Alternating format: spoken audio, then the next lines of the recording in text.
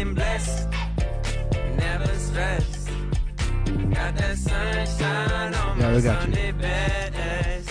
Welcome back, everybody. Happy Sunday. You're listening to Whatever Works on KCAA 1050 AM and Express 106.5 FM. I am your host, Sam Works. I'm Kyle Kerrigan. And today we have a special guest, a longtime friend, Mr. Raul Espino. He's in the studio today. I've been wanting to have him come on for a while now, so I'm happy that you came. If all you guys are driving, this is a show where we bring on guests every week and talk about whatever works. So this guy here has many talents, and one of the reasons why I brought him on is we had a conversation one time at the White Rabbit. And if you guys don't know what that is, it's like a sandwich coffee shop place over on the top of the boulevard in Yucaipa. Was that for Motivation Monday?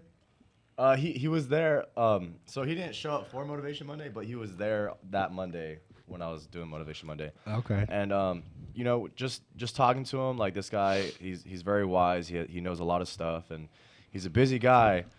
However, he speaks the truth when it comes to life in general, and I kind of want to just express yourself, and I kind of want to pick your brain a little bit, if that's okay with you. That's fine. All right. I'm good.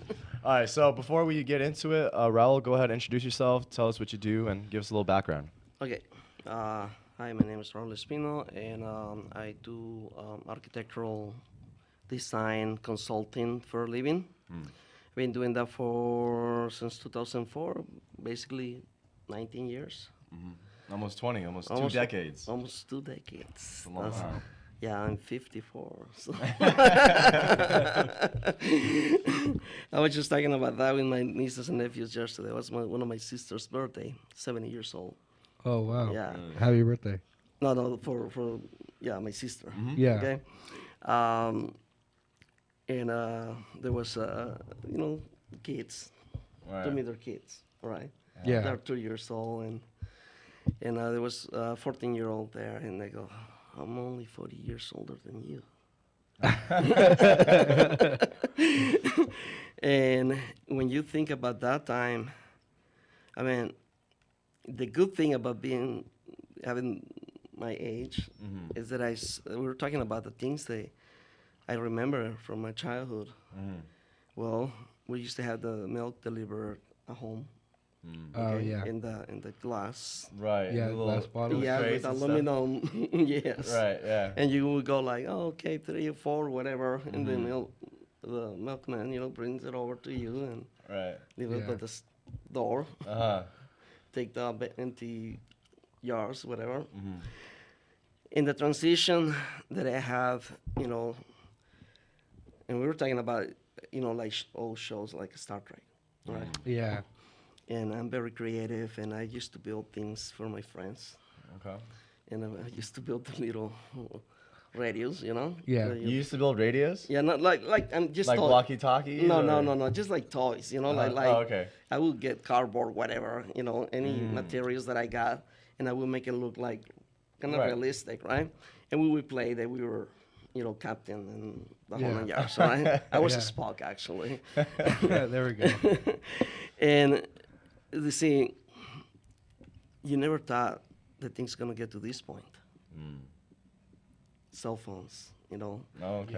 All the technology. We are in AI now, Right. And it's like, it's crazy. I never thought that in my lifetime I was going to see the technology that we have right now. Right. Right. Yeah. That was one of the main conversations that I got with them, Some schools do it. I forgot what they call it, but they have these kids. They draw pictures of what you think the next 50 years. In 50 years, what's the world gonna be like? What is it gonna have? What is it gonna entail? And they take all these pictures that these kids drew, and then they bury it. Oh, time capsule. Yes. And so 50 years later, all the kids, they go back to that school and they pull it out of the ground, and they look back at the pictures of what they thought the world was gonna be like. Okay.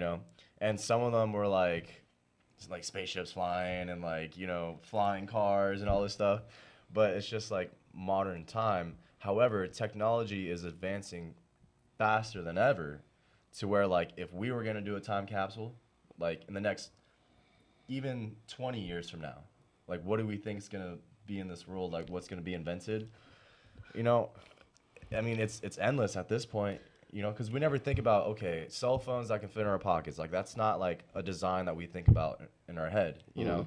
So in the near future, like, who knows what's going to be out there, you know, crazy stuff. And let me ask you, with all this technology and AI, is it concerning to you, or is it more, or do you think it's going to be more beneficial for us, like humans, or how do you think society is going to work out with all this stuff? Well, when I was learning architectural, I was in part of my high school and college.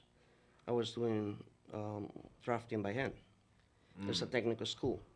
So while I was spending 2 hours a day from the school time doing architectural, okay? Yeah. Learning the whole, basics and just they were preparing us to go to the architectural school after we finished college. Right. Well, I ended up dropping off college when I was 19. So, and that's when I moved here. Oh. Yeah. So where were you living at the time? When you were Mexicali. Mexicali. Okay. Okay. Yeah. So I remember here, talking about AutoCAD 10. And you go like, wow, really? So I was worried then. Yeah. I'm gonna be out of the job. By the time I get to the university, Yeah. I was like, and then 14, right? When I moved here, I couldn't speak one word in English, so I had to go to school. And so I went to adult school, and I then finally going to college, and then I got married, so I dropped college.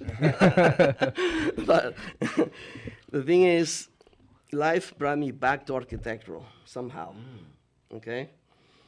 And I learned AutoCAD like in the first 2-3 months. Right. Yeah.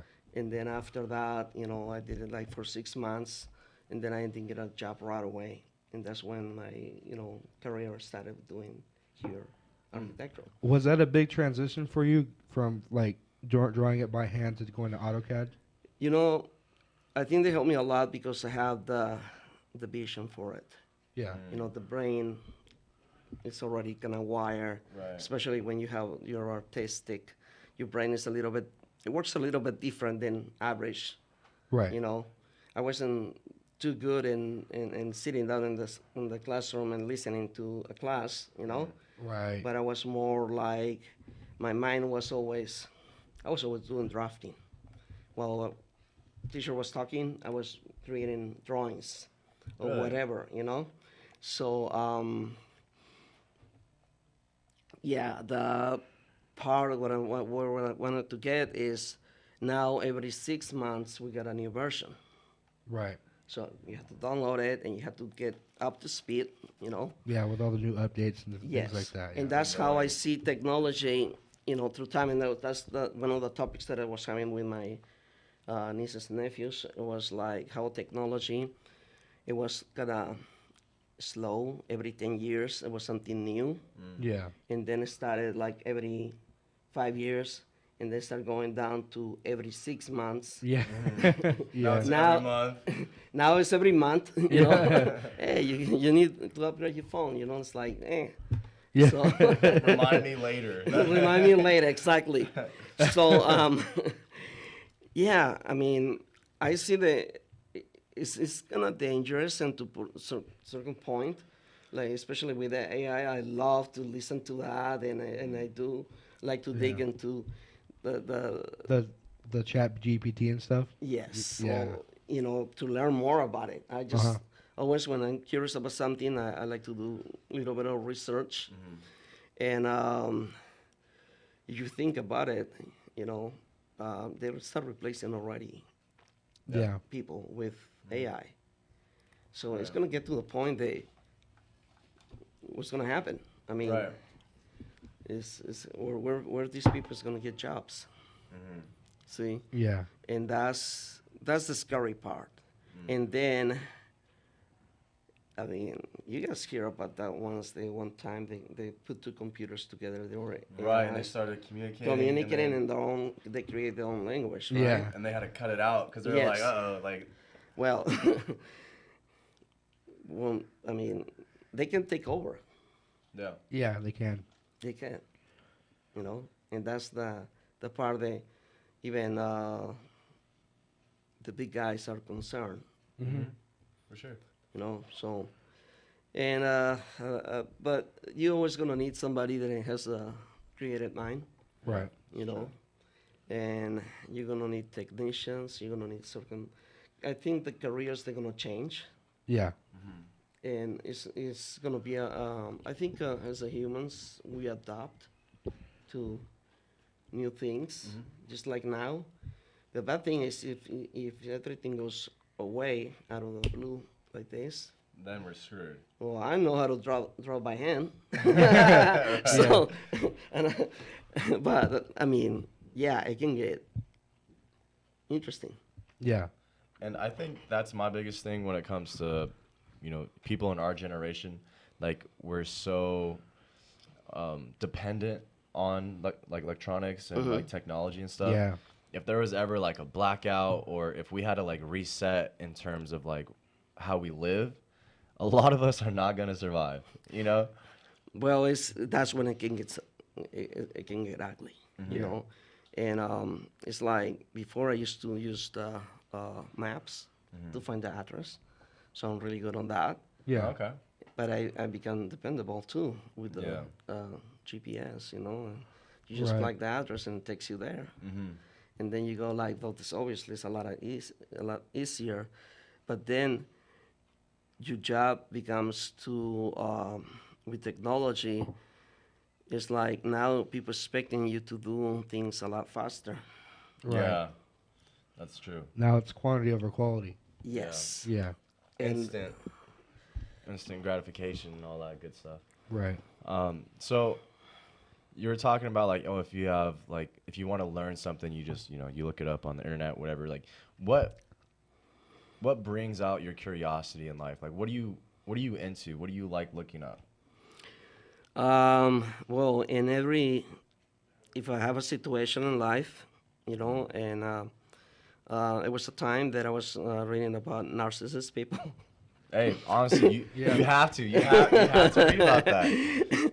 And it was a situation in my life that I go, okay, I need to understand what's going on, right? Right. So I go to that, and I tried to get I was reading some stuff that it looked legit, So it's okay. This is why these people act this way.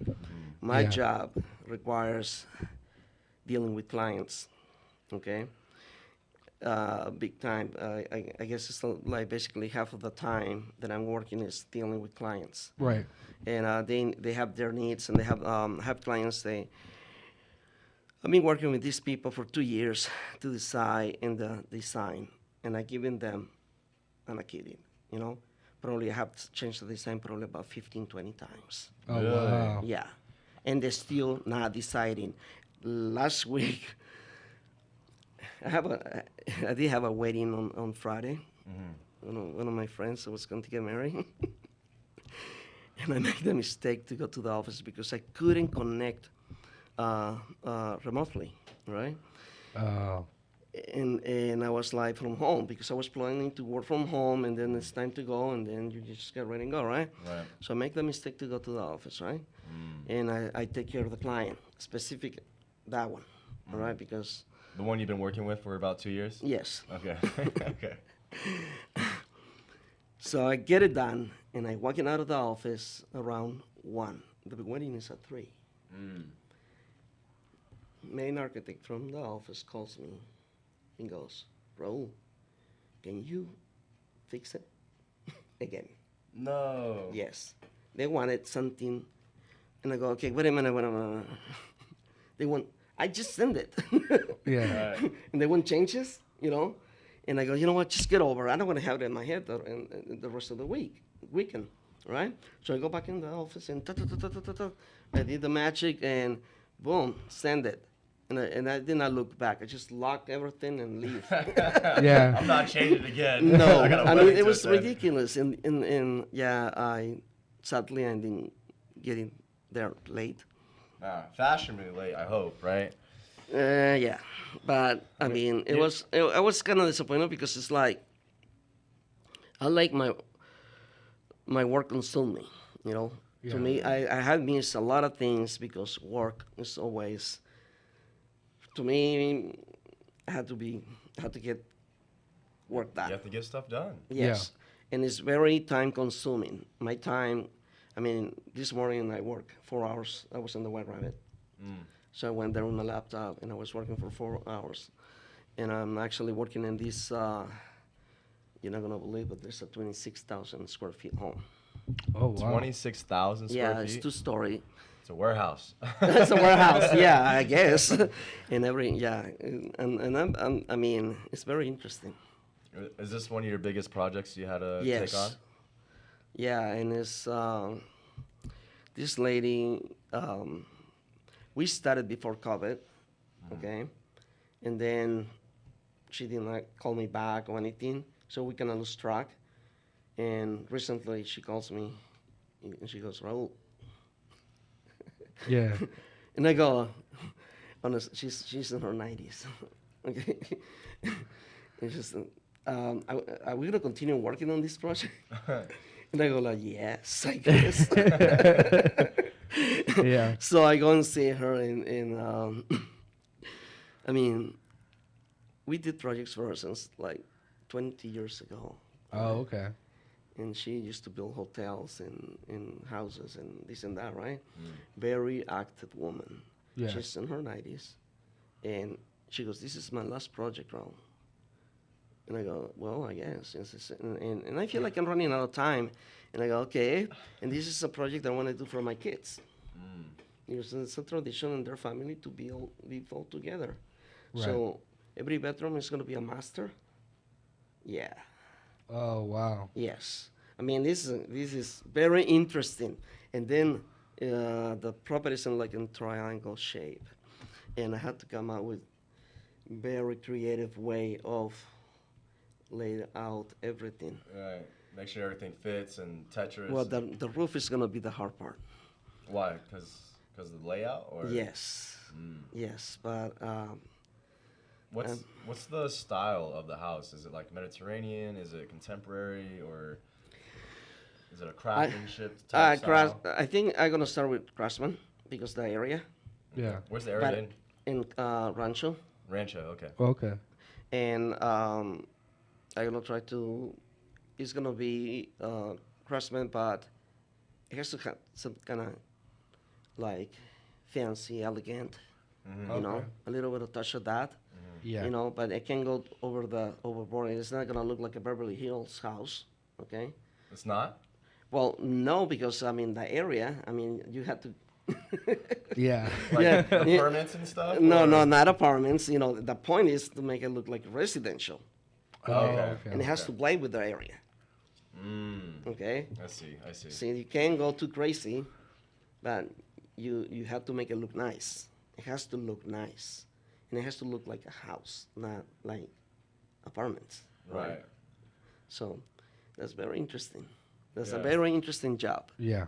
Because, I mean, even just like 26,000 square feet? Yes. It's not. Like, how do you blend that to Rancho? Like, oh, this is a house. You want to know something? Disneyland. If you ever go to Disneyland, the park is 3 times bigger than what you're inside, because of the way they designed the buildings and the outside. It's almost like illusion, like looking at like looking at a building. It's an illusion to how big it is. It's like pirates. Yeah. You know, you see the building, Right. but you go in and you realize it's a lot bigger than. Yeah, the pirate ride. Yeah. Yeah. You know, that's pretty much what I'm gonna be ending doing. You know, make it look certain way. It's gonna be nice. Yeah. It's something that I think people is gonna enjoy when they drive by. They're gonna look at it. They're gonna, oh, Dang. yeah, better. So, for a house like that, what's your budget for a 26,000 square foot home? What's the budget on that? And that one is about 10 millions.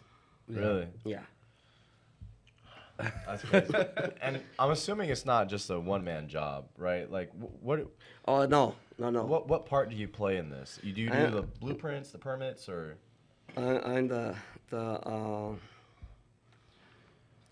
let me put it this way, like, okay, obviously designer, all right? Okay, so you design So I the home. take care of all the architectural part of it, all right? And then I'm the consultant to be, to help, contractors and all that, and the client, what's best to do, how will we do the layout, because we're gonna think about the plumbing, electric, and all of that. Right. So you have to have some kind of connection, that way you're not spending too much money being all over the place. It has to Right. have some kind of, like, how can I say that? It has to make sense, Right. and it has to, like, back-to-back bathrooms. Right. That way So they're not just like. the plumbing is Right. you're using pretty much, the same route, Keeping it like efficient. Yes. Right? Yeah, You don't want like 20 pipelines going like crisscross everywhere around the house. No, and then when I become like the project manager on that, because I Okay. had to send the drawings to the structural engineer. I had to make sure that I get all the information, okay? And So then that way they can build it the right way that you design it. yeah, and Yeah. then we have like the plumbing, mechanical, electrical guys. So in the end, I the guy that put everything together, Yeah. and everything has to coordinate. So like if there's an issue with like the plumbing guy, he'll go to you and be like, "Hey, how is this design laid out? How do you want this to go?" And then Well, you just kind of yeah, tell him. yeah, and that's why you ending hiring other consultants. Right. So, Okay. yeah, it's not all the time when you're working on any project. It's not one person. Right. It depends, how much you're willing to pay. The job is going to be done faster or not, because you pay big bucks, and then your project is going to a group of people that just do engineering, but they're really expensive. Right. On the other hand, if you send your the project to individual, it might take a few months to get done, Right. because it's how it works. Like this guy has several jobs, and he's gonna get to the job, like in order. Right. Right. Keep the Okay. projects in line. Yes. Okay. So So with her, what's her timeline? When does she want the project to be done or finished? she is thinking about, from getting approved from the city. She wants, and this project probably is going to take about 2-3 years. Yeah. Yeah, Okay.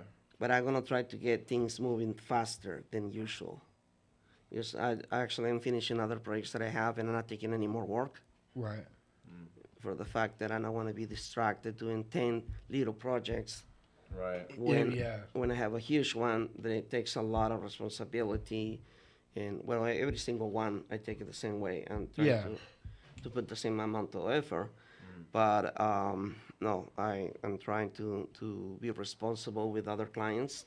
Right. And I tell them, some people, I just tell them, I don't have the time right now, because I just got this project, and I'm gonna finish what I have pending, Right. and then Yeah.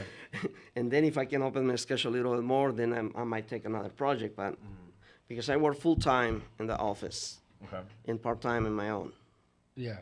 so I work in every day Yeah.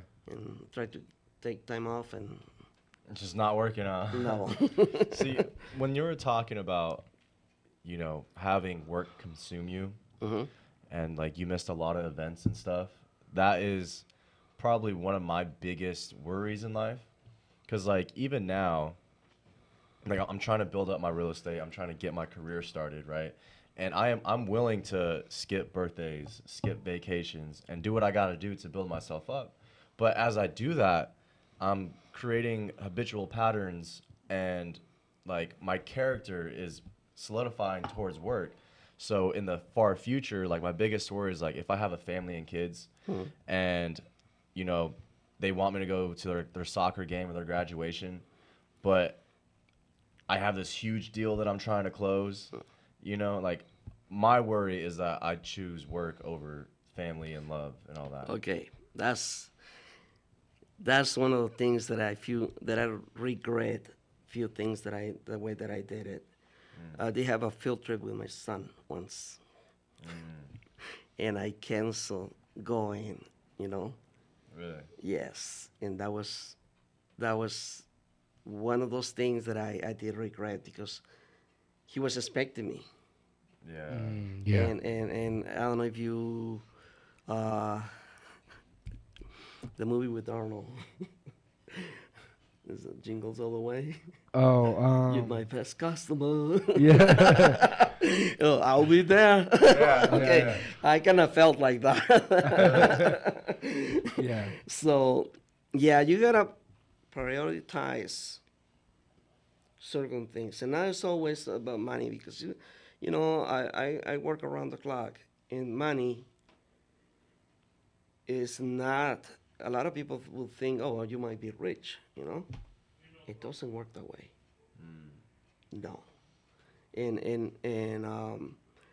a lot of times when you wrap yourself so much into work, that can damage the family. You have to have time, Right. you know. And sadly, the system is taking us in that direction where we don't have time.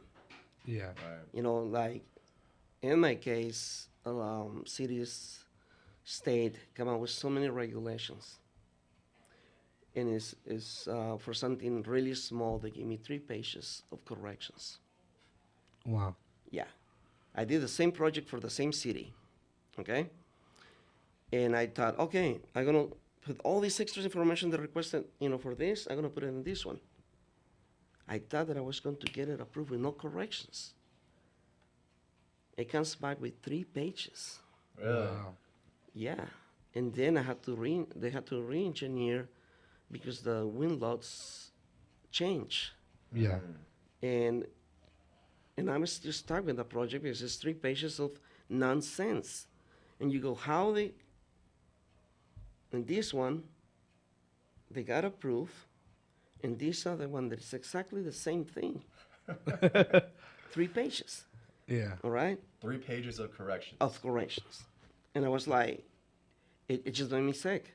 You have to have a certain mind to do my work. Yeah. You have to have the patience. More than that. Yeah. Yeah, because you can really, it can do a number on you, you know, like psychologically, you can lose all interest, Yeah. you know.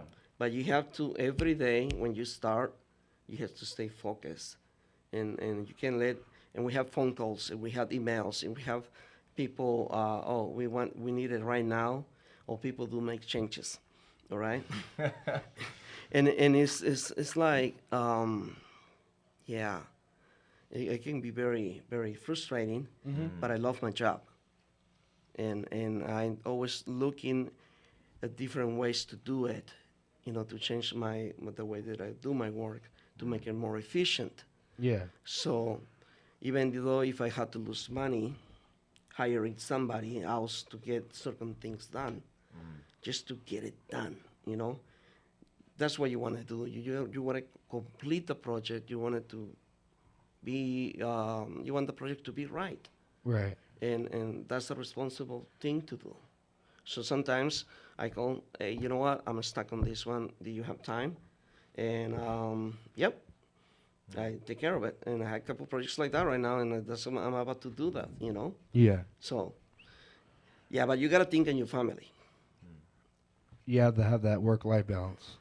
Yes. You know what someone told me, and I don't know, Joe. I'm sorry, we won't go on break. I mean, you guys okay with that? Not going on I'm break. good. We'll just Yeah, finish it up. fine. All right, Yeah. fantastic. Well, it is, 30 minutes past the hour. You guys are listening to Whatever Works on KCAA. I'm the host, Sam Works. I'm Kyle Kerrigan. And we got Raul Espino here. He's an architect, and we're diving deep in the philosophy, not even just his work, but like with everything in life. And we're talking about, having that balance between work and family and all that. And because I brought this up before to somebody. Yeah. And she told me, she said, you got to have like a timeline. So she said, look, you can work hard, like you can work, let's say, give yourself 10 years. Just dedicate your life to work. But after that 10 years, then dedicate your life to like family and stuff. Because if you're always working your whole life, then that takes up the time for everything else. You know what? You just brought something to my head, right? Oh, okay, yeah.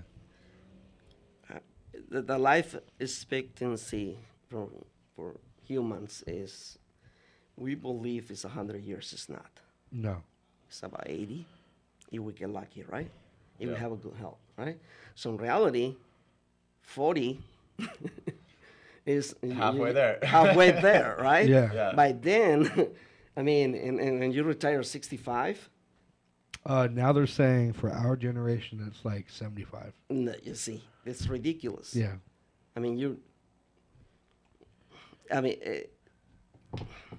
by the age of 40, you should be pretty set Yeah. to be able to spend Yeah, time. you should have your life figured out, right? Yes, and before I was under the impression that I got all this time, and no, and especially life changed for you.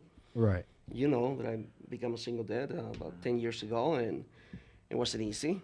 I had to I did take care of my 2 kids. It was like working around the clock, completely 4 hours, 3 hours sleep, Yeah. being there for them. I was very lucky to be so employed at the time that I was able to manipulate my time, and work at night. Yeah. And then the daytime go take care of them, take them to school, this and that. And I will go and work in the office too, and then leave the office, pick them up, take them to practice and things like that.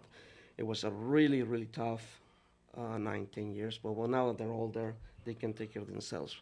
But yeah, I mean, you think your life is gonna be a certain way, especially when I got married. I thought that I was going to be married forever. Yeah. I'm gonna grow old with this woman and wonderful, right? No, it did not work that way. So I was married for 17 years, and it was like a tough one, Yeah. Then I became a single dad. Didn't see that coming. No, that was like, well, Yeah.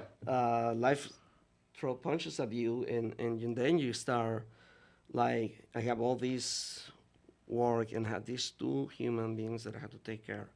Mm-hmm. And my life was dedicated to them, Right. to my daughter, my son. I did not think of myself. I was just them, and I have no regrets. I have no regrets. It's like I look at them and I love them, Yeah. But you got to think about those kind of things, when you Yeah. pick the person that you're gonna get married with. Yeah. People change, and I was under the impression, I was in La La Land, man, and I was thinking, Yeah. you love this person, and you don't think one day this person is not going to be interested in you anymore, whatever reason, and I'm not going to point fingers. Yeah. Yeah. Some people grow out of each other, which is unfortunate. Yes. But, life always has lessons. And honestly, sometimes you may never learn the lesson, Yeah. and it sucks because, And sometimes the lesson is for them. that's good. I like that. Yeah, Yeah. it is. Because, people say, because I'm religious, right? And they're like, okay, so why does God have homeless people? Okay, kind of like what you just said. It's not about them. It's literally setting an example. If you don't do good in life or this is how you can end up, right? Or if everything was just great, there's nothing to compare greatness to, you know? And I know it's a touchy subject, but life has its ups and downs. But the way I look at it is like I always said, like things happen for you, not to you. Yeah. Right. And like in life you can't be selfish and just think everything is evolved around you as well. You know, because that homeless guy, yeah, he's in a really crappy situation. However, he's in that situation not for him, it's for everyone else to see and to understand. You know? I do believe in God, obviously, you know, and I have read the Bible and I study a lot on that. And like I said, I always read about certain things that I wanted to learn. Actually, I just recently started reading it again, but I don't read it like a lot of people do. Like when you go to church, you go from one page to the next one, you know, to different chapters. No, I just read it from beginning to end. Okay. Oh, okay. I pick a book and I start reading it. Okay. Because if you study history, you know, back in the day, that's how they studied. Right. Yeah. You know. Right. So, like I said, is that they're touchy topics, you know, like politics and religion. Right. But anyway, I did believe, you know, and commit to my family, you know, and the only two things to me was death or Do his part, yeah. or cheating. So either that was to me in my head, it was like, okay, there's only two things that you had to experience to be able to get divorced, you know, Okay. separated. Yeah. But a lot of times, you know, it's other issues. Sometimes it's health, you know. Mm-hmm. But yeah, that's. I can say so much, but I don't want to say the wrong thing. But you know, nowadays people don't think that way. That stuff is getting lost. Mm-hmm. You know, people don't think anymore about those type of principles. You know, everything is materialized, pretty much. You know? Yeah. Or thinking about the self, you know, not thinking about others. I feel like. Yeah, I did having a hard time, you know, finding people they have the same set mind like mine. Yeah. It's like, okay. But I do respect, you know, everybody's beliefs. Yeah. And I think we need to start thinking more in the real things. You know? Yeah. Not so much in fantasizing and finding, you know, we'll see the social media is putting up there so much information, you know, giving the wrong message, Mm-hmm. you know, to younger generations. And I think we're getting out of hand. Yeah, definitely. See, I was telling one of my associates the other day, because we were talking about social media and like they're leading the public in the wrong direction, right? Because of technology. And I told him, I was like, that's only because the ones that are like doing all this stuff on social media are the ones directing people in the wrong path. Like we can use technology and social media to put people on the right path. Yes. You know, but it's just I'm gonna say evil, but like evil usually in this world like prevails in some cases because like a lot of good people just stand and watch. Like everything, like a lot of bad people, they do bad in the world and people see it, but people don't see the good people doing good in the world, and it's a lot of times because we don't take action. You know, like there's a lot of influencers out there, but influencing the wrong idea. Yeah. You know, and that's when people are like, "Oh, social media is bad," but like we can turn that around and we can be influencers in a positive. And one of the things that I always use, and that is stick on my mind because I read on, Bible, is the part where the comparison of a grain of sand our planet in the universe is compared to a grain of sand on the ocean. Right? Yeah.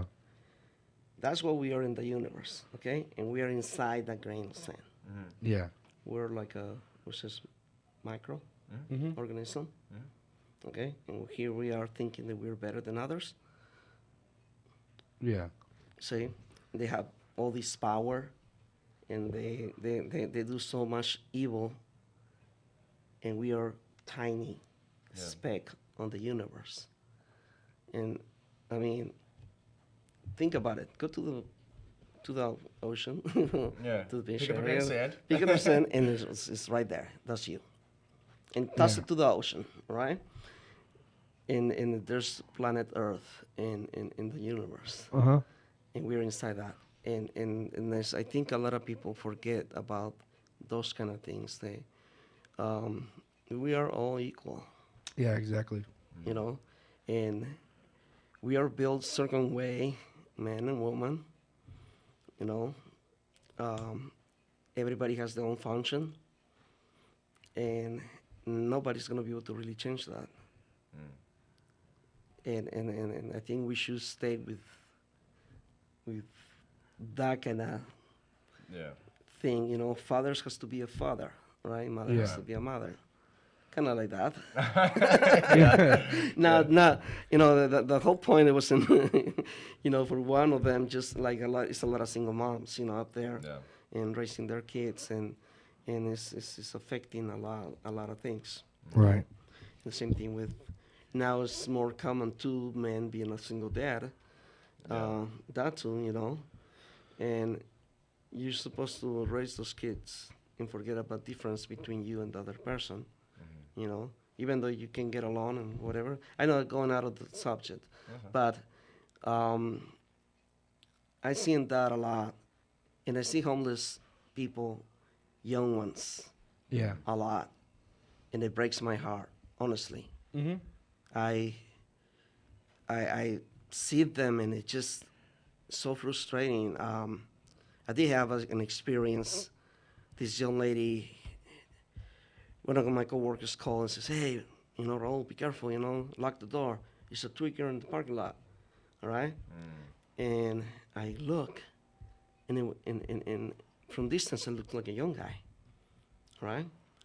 So I'm going to approach this person, and it was a girl. Shaved her hair. And that day was really, really cold. And she was young. She was probably 19, 20, somewhere in there. Oh, wow. Yeah. And I look at her, and she had this piece of cloth, and she did not have shoes. Man, I was like, what? And she's trying to warm up her feet, you know? And then she put it in another part of her body, tried to keep it, you know, part of her body's... She's just trying to warm herself up. Yeah. That's just, I mean, I did something about it. I'm not going to get into details, you know? But I was thinking, where's the parents? Yeah. You know? It was one of those moments that you go like, why again? Why this? What is happening? You know? Very young people up there, alone, lost, and people just not thinking about what is real anymore. Yeah, people don't think about the village anymore. They think about themselves. About themselves, yeah. And like, if you go elsewhere, it's such a culture shock. Because I spent time in Amsterdam. I've spent time in Namibia. And when I was 5 weeks in Namibia, it took a week for me to really understand things. From a perspective of, there's knowledge that you're taught about how to survive. Yeah. And you have to rethink how to do that elsewhere. You know, it's like you're getting to the same point in life, but you have to think about it differently and how to get there. You got to think outside the box, and like you really look and you really understand people, and how they communicate. And so you have to almost take a step back, look at the situation, and go, what is really going on here? And I feel like that's not what we do here. I feel like the main thing, the freeways are packed. You got to get to work, A to B real quick. We don't have enough time to stop and smell the roses. You know, talk to people, have conversations. I feel like a lot of people nowadays in our society are in a rush. Yeah. You know, we got to hurry, get to work, and then we got to hurry, get home. You know what I mean? And there was times in Namibia where we had to do things, and those plans got canceled because all of a sudden we were having a conversation in the middle of the street with people. That's not something that would happen here, you know? Right. Usually it's like, hey, I got to go. I'm running late. Sorry, catch up to you later, right? There was, like, when we had church, it was like a 5-hour thing because we'd have church for the hour, and then we would all stay and communicate, like, outside. Just getting to know people, getting to know everyone, see what, you know. So okay. It was probably more like stress-free then. Yeah. For sure. Well, I have ton of experience. I mean, honestly, if I talk to you, we can go hours and hours and hours. Oh, yeah. Situations that I have go through, you know. Talking about people not caring anymore. I saw a guy trying to jump off of a bridge. Uh-huh. Yeah. And I look, nobody's stopping. Nobody cares. Right. So I stop in the middle of the street and I start talking to him. You know, and I did not care if somebody hit my car or whatever. I put the emergency lights on and I start talking to him. So I convinced him to walk to the side and I call the police. And yeah, they took him, whatever they did, you know, but yeah. Nobody care. Nobody stop. No. Yeah. But I always looking, and if I can do something, obviously, you know, I'm gonna do it. But it was, and I know people saw him because I saw him. Yeah. You know. And who knows how long he's been up there? You know what I mean? Yeah. So that's the thing too. Yeah, I mean, I remember getting out from work and something delayed me. All right. Yeah. Like always. And finally, I leave. You know, I had to drag myself out of the office. You know, grab myself, like, get out of there. Yeah. You know? Yeah. And I got in the car, play my music. You know, get ready. You know, start driving. And like I says, this is in.